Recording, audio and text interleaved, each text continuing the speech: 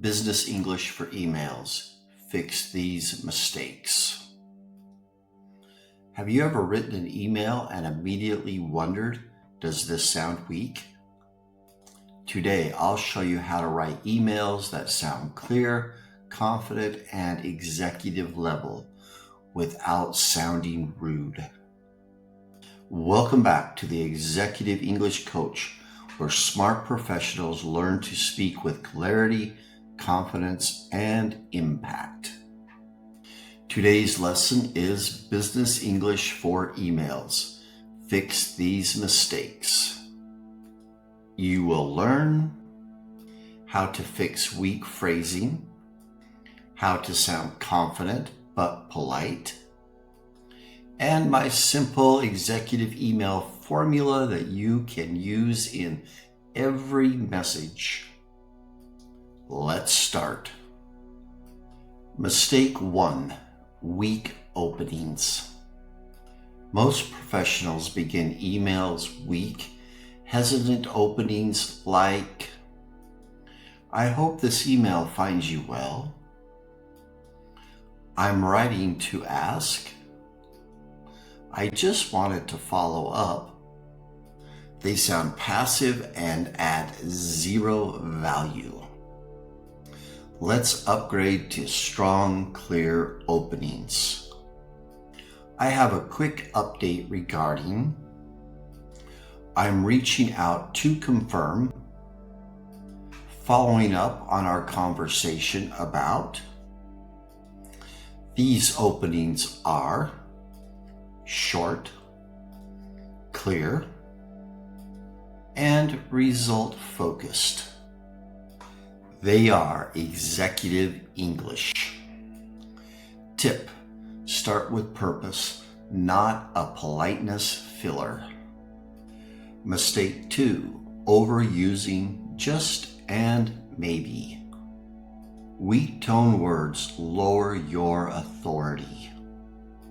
I just want to. Maybe we could. I was wondering if. These sound totally unsure. Now let's upgrade to decisive phrasing. I want to confirm. We can move forward by. Please let me know if you agree with the next step below. They are still polite but confident. Mistake 3. Emotional or apologetic language. Some emails sound emotional or insecure. Sorry for the delay. Sorry to bother you. I'm afraid this might be a problem. You do not need to apologize for basic professional actions. Now, let's upgrade to neutral executive tone.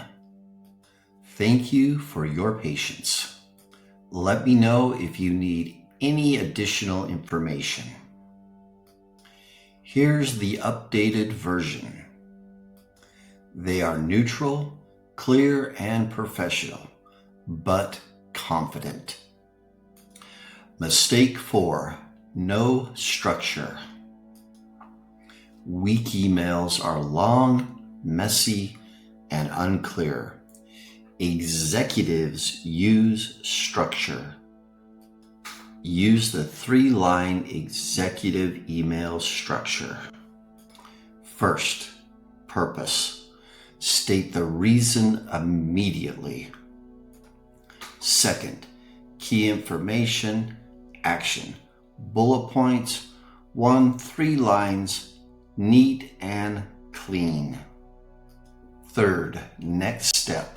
Tell them what will happen next or what you need next.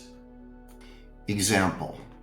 Subject: Monday meeting agenda. 1. Purpose: here is the proposed agenda for Monday. Second, key information. Project update, budget review, timeline decisions.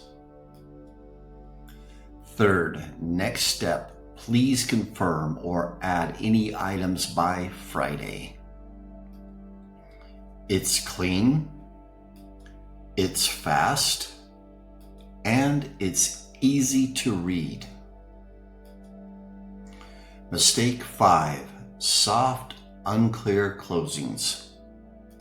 Many emails end with, "Let me know what you think. Hope this is okay. Thanks in advance." Really, these sound vague or passive. Now, let's upgrade to strong, concise closings. Looking forward to your confirmation. Please review the points above. I'll follow up on Thursday. Thank you. More details below. Clear closing equals clear expectations. Section 6, the executive email formula. Here is the formula that every executive uses. First, subject, clear and specific. Second, opening, purpose, not filler. Third, body, 1 to 3 short paragraphs or bullet points. Fourth, tone, neutral, confident, concise.